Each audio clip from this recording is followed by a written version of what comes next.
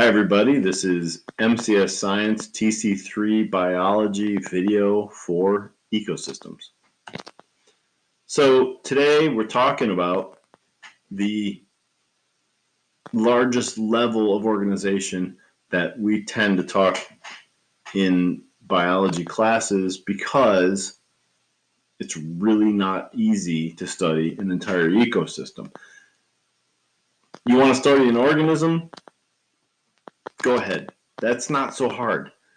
Organisms themselves, you can follow around, you can get to know what they're doing, you can see what they eat through observational studies. You can learn a lot about an organism within their environment. How do they interact with the other organisms in their environment?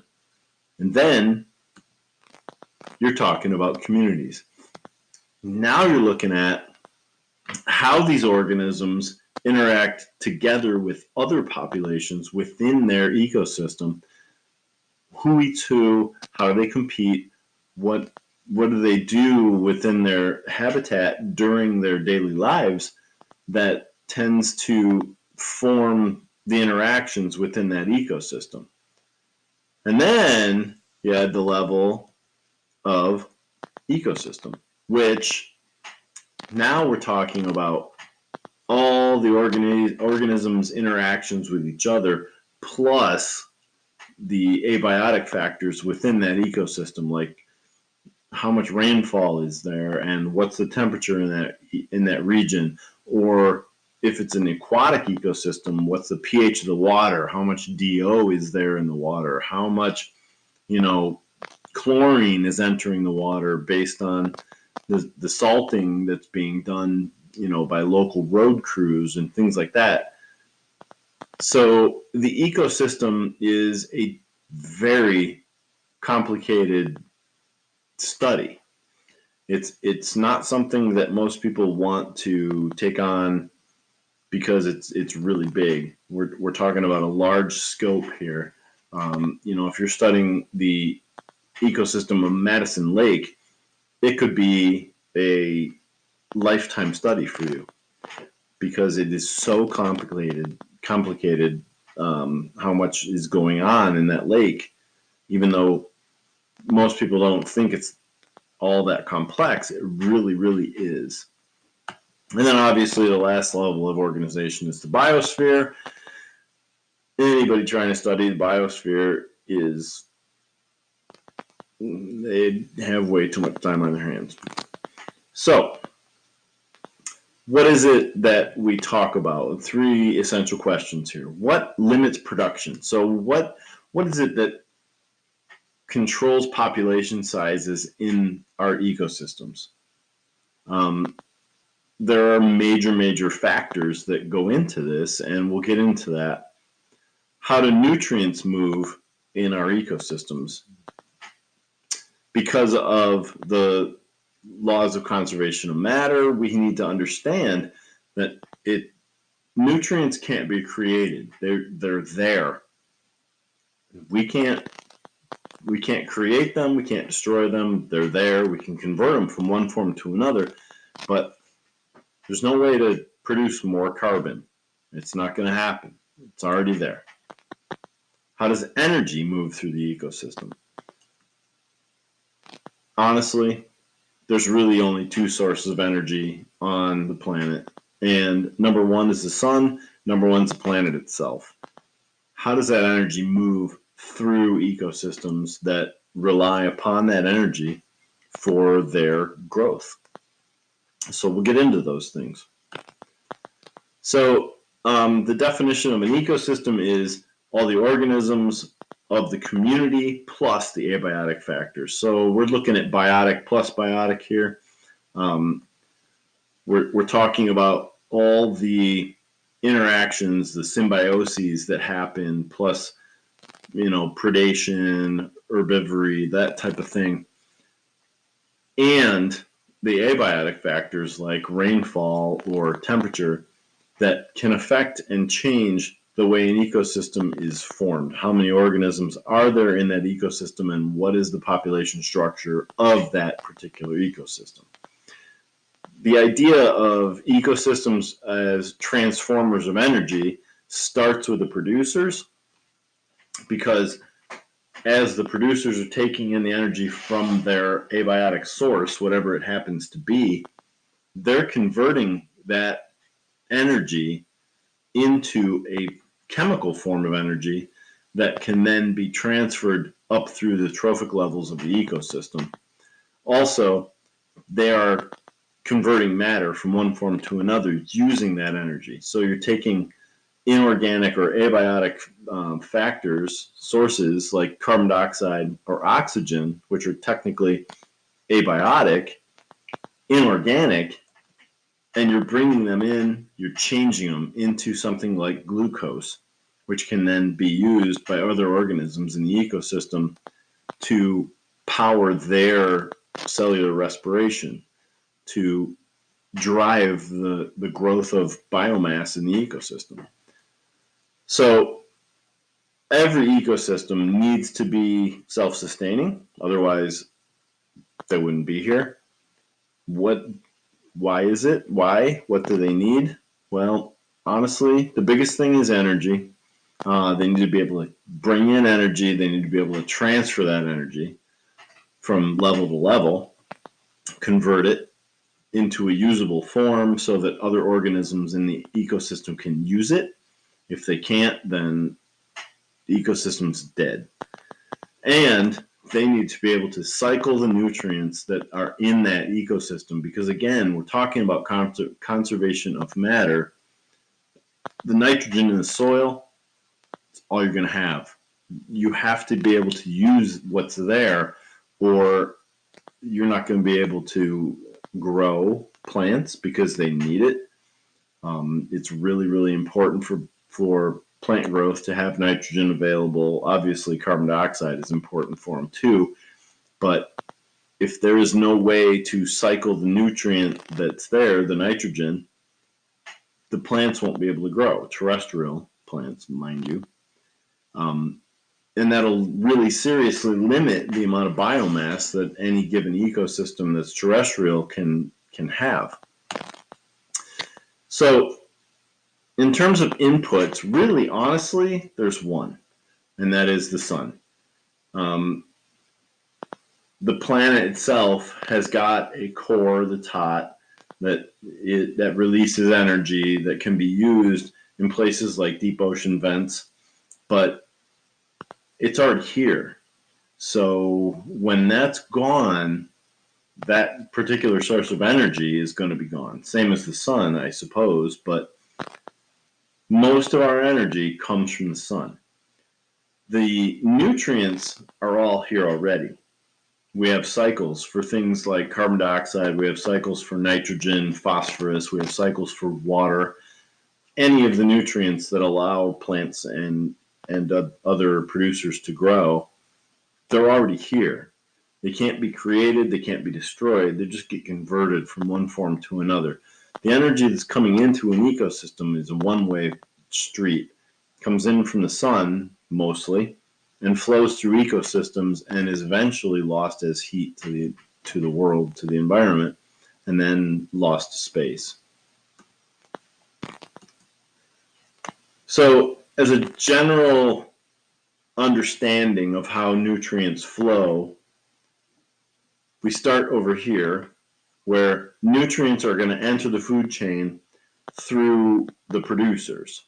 They're taking up things like water and trace elements and nitrogen through their roots. They are producing biomass. That biomass then goes to the consumers. The consumers themselves are consumed by other consumers. Ultimately, everything dies, and the decomposers take that nutrient and they return it to the abiotic reservoir, which is, generally speaking, the soil, but it could be ocean water or whatever. Some of this is processed through different geologic processes. So you do have some carbon dioxide and some sulfur and things like that being released by the planet. But generally speaking, the cycle is driven by the decomposers releasing the carbon, the nitrogen, the phosphorus, all of that that's stored up in the tissues of both the producers and the consumers, returning it to the environment, which is then taken up by next generation of producers and moved up through the food chain. This is a really detailed carbon cycle. Generally speaking, carbon dioxide starts in the atmosphere. It is brought in through photosynthesis, largely, into the plants. The plants themselves are then eaten by animals. The animals go through respiration, returning some of it to the environment. When they die, they decompose. Some of them go into fossil fuels, although a lot of the decomposition results in them being released directly to the atmosphere. A large reservoir of carbon dioxide is added to the atmosphere as the result of combustion of fossil fuels. We've talked a little bit about how global warming and climate change and all those things have happened in recent years, recent being since the Industrial Revolution, as humans have discovered that we could burn fossil fuels, and as a result of that, global carbon dioxide levels have really risen from the industrial uses. Also, cars and things like that put a lot of carbon dioxide in the air.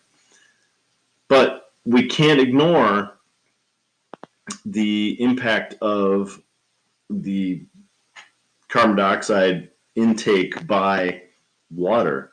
So a lot of carbon dioxide will diffuse into water. It can be taken up by things like corals, the algae that live within corals specifically.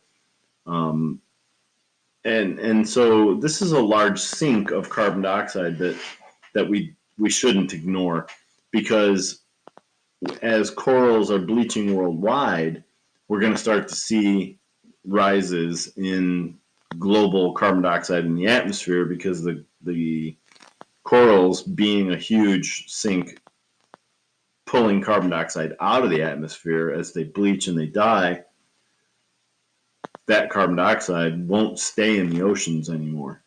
And so we need to be aware of that. The nitrogen cycle is incredibly complicated.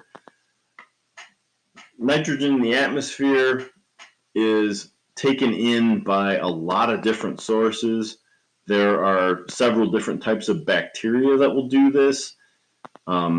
Generally speaking, there are what are called nitrogen-fixing bacteria that live in plant roots, but there are some in the soil. Also, lightning strikes can have some impact with this. If lightning hits the ground, there will be some nitrogen fixed into the ground.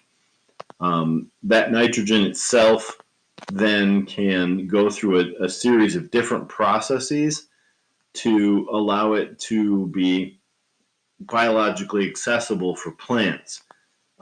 Some plants actually have bacterial nodules in their roots that will allow them to gather.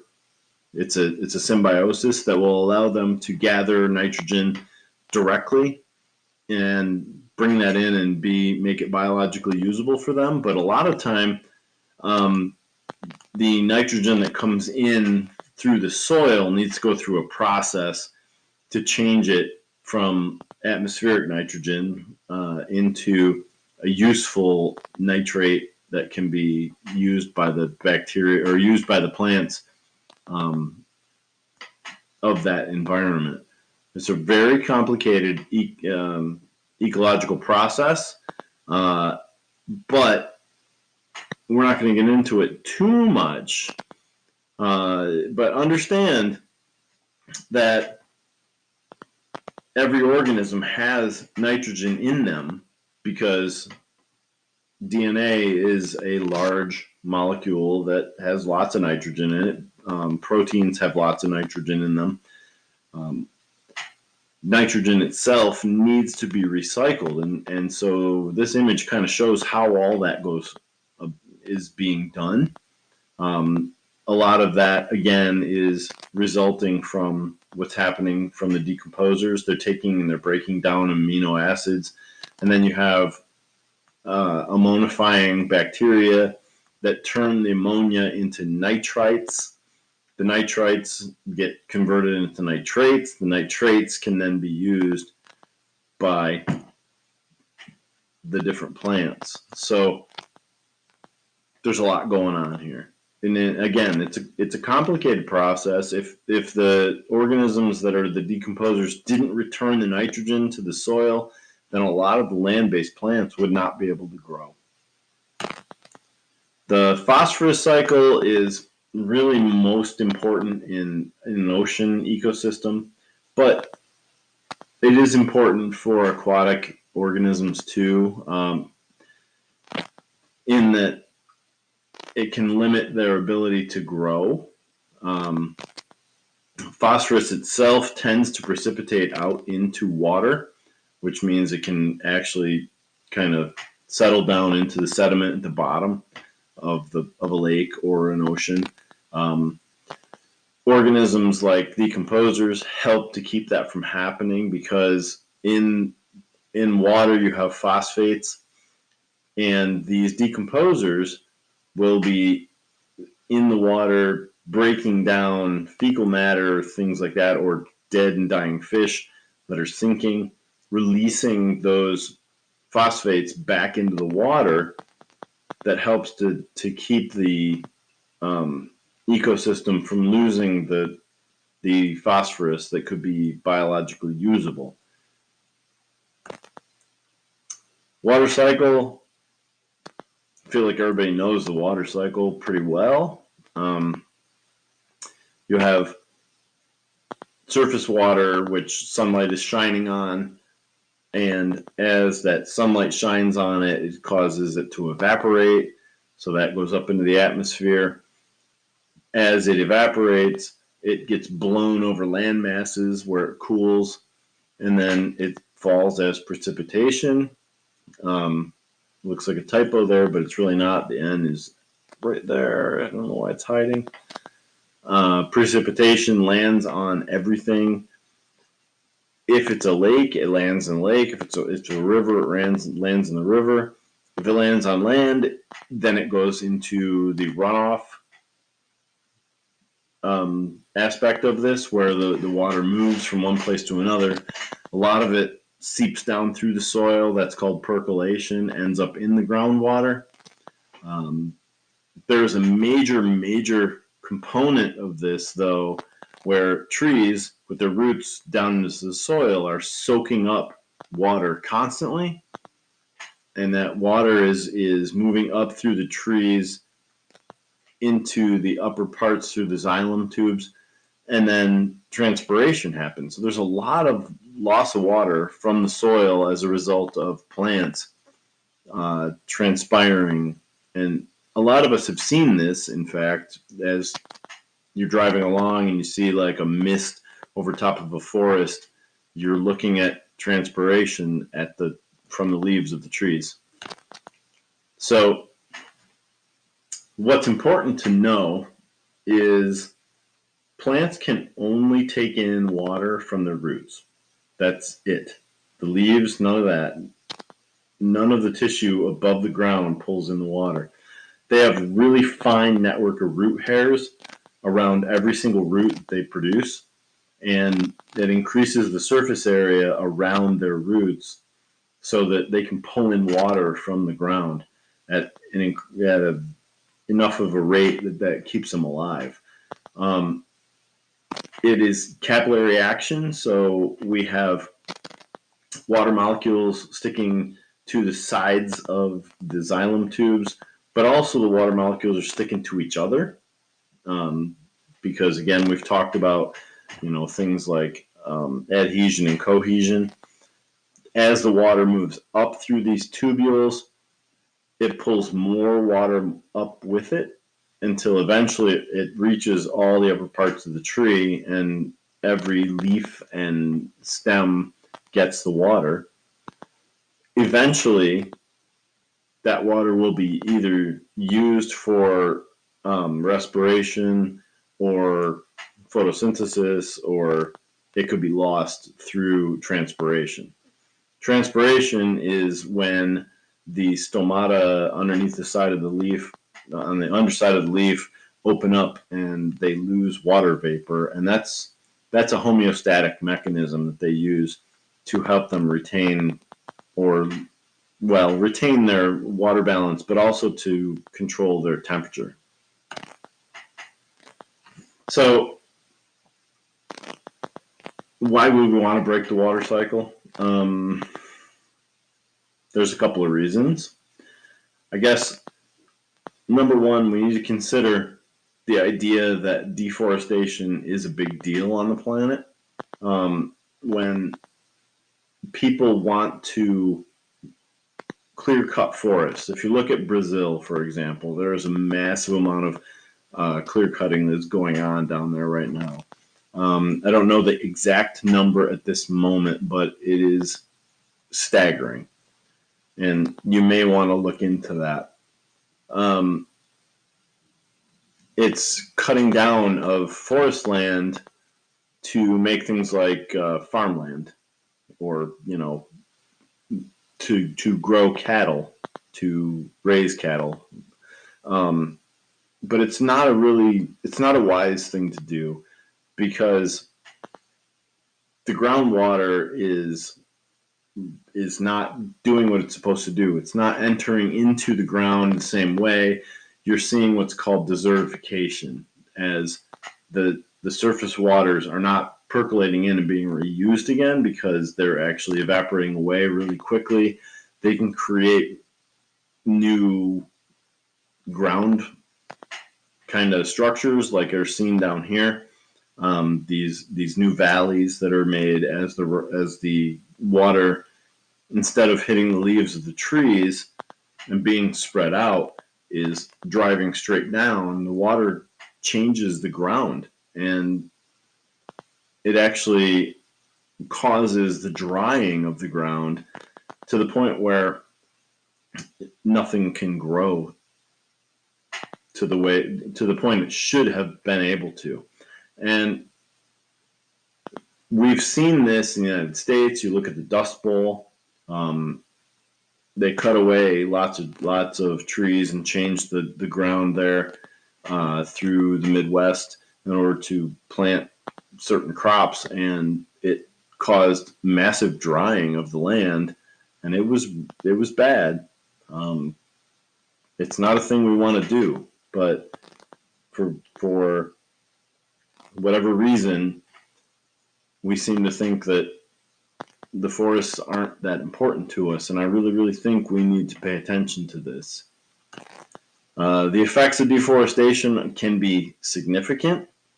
This is just one study from 1965 to 1968, where you can see the numbers. There was a 40% increase in runoff, which means the water wasn't being kept and it was leaving the ecosystem. There was a 60x loss in nitrogen and a 10x loss in calcium, which obviously you can't have that in an ecosystem, because if you do that, then you're causing a lack of a loss of biodiversity, which we don't want to see. So I guess changing back to a more normal, get down off my soapbox time, energy flows through these ecosystems. The sun is the ultimate source of our energy in most ecosystems. Producers take it in. There's energy lost at every level that the energy flows through. Up to 90% of the energy from each level is lost and not able to be used by the level above. So if 10,000 joules of energy are brought in by the producers, then the primary consumers, the herbivores, are not going to be able to take in all 10,000. They're only going to get 10% of that. Then The secondary consumers, the carnivores that eat the herbivores, are only getting 10% of what the herbivores get, which obviously limits their population size. Primary productivity is a pretty big term. It sounds really impressive, but it's not all that hard to figure out. It's basically the total amount of biomass that could be produced in an ecosystem. I don't think you can really sit down and calculate it out for most ecosystems. I think you could figure out a way to kind of figure it out, I guess, if you wanted to, but it's not an easy thing to figure out. How much biomass could be produced by an ecosystem? You're going to look at a whole rainforest. How much biomass could that rainforest produce in a single year? The thing that's more important is to understand the net primary productivity, which is the gross primary productivity minus the respiration cost. So how much actual biomass is being produced in that ecosystem? Obviously, some ecosystems are really high, really good at this, and some are not. So if you look at the open ocean, that's a very, very high NPP, whereas tropical rainforests, temperate forests, they're not quite so high. I'm not sure where the coral reefs would sit on this. I would suspect they'd be higher than the open ocean because coral reefs are one of the most diverse ecosystems on the planet. But the higher your net production is, the more stable your ecosystem is. So if you look, extreme desert, way down. It's not very high. So in that ecosystem, a simple disturbance can be really, really bad. One of the reasons for that is the inefficiency of energy transfer. There's a lot of energy lost, and these numbers here, there's nothing calculated. This is just examples. Energy is lost to a lot of different things. Growth, cellular respiration use a lot, depending on the organism. Mammals obviously use more for cellular respiration than cold-blooded animals. They can actually slow down their respiration when they don't have enough heat to drive their processes. And then you have a lot of waste. Also, reproduction is not shown on here. Not very much energy moves on to the next level. It's just the way it is. You get about 10% left over at the end of all of this. So here's a simple food chain. You have a producer, they're the autotrophs. So they're here, plants. Some kind of consumer eats them. That in this case, it's a grasshopper. There's a mouse or a vole that is eating the grasshopper. That makes them a secondary consumer. And then you have a tertiary consumer, which in this particular ecosystem is the top level carnivore. Each level is called the trophic level. At each trophic level, we are looking at feeding relationships, who is eating who. You always have to start these with energy from the sun, which is captured by plants doing photosynthesis. Food chains can usually only go 4 or 5 levels because the energy gets so small as you rise up through those trophic levels. And the other thing is you need to understand that every single one of these goes back to a decomposer because the decomposers are taking that energy and they're taking that nutrient and they're returning it to the ecosystem so that it can be used again. There are a lot of different kinds of decomposers. You can look at things like worms, millipedes, bacteria, and different types of fungi. Producers themselves, anything that can take, again, abiotic sources, abiotic molecules like carbon dioxide and water, and convert them into biotic, like glucose. And then decomposers take all that stuff and change it back. So it's kind of like an ecological Cold War at all times, which is good.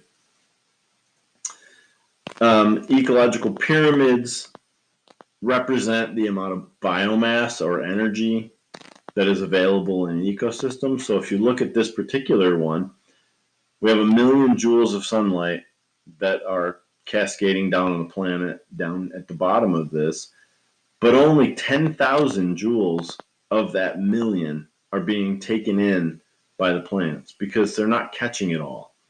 They do a pretty good job, but they don't get all of it. Every level you go up, again, you lose 10%, you lose 90%, only 10% is left. So there's 1,000 joules here for the primary consumers, 100 joules for the secondary consumers, 10 joules of that initial million joules left over for the tertiary consumers. So what it means is there are less animals at every trophic level as you move up the chain. You can't have a whole lot of tertiary consumers because if you did, you would basically collapse the whole chain below. So that leads us to the question about humans and our food choices. Personally, I'm not a vegetarian. I enjoy having bacon when it's available, but I'm trying to limit the amount of meat that I take in because honestly, it's better for the environment if I do. You're looking at, how the energy loss, the energy inefficiency works. If you're a very high meat-eating human, you're wasting energy compared to people who are vegetarian, who are taking in energy from food sources that are producers. So it's kind of I don't know, it's hard. It's a tough decision to make because I really like bacon, but at the same time, I'm thinking about the planet. It's like,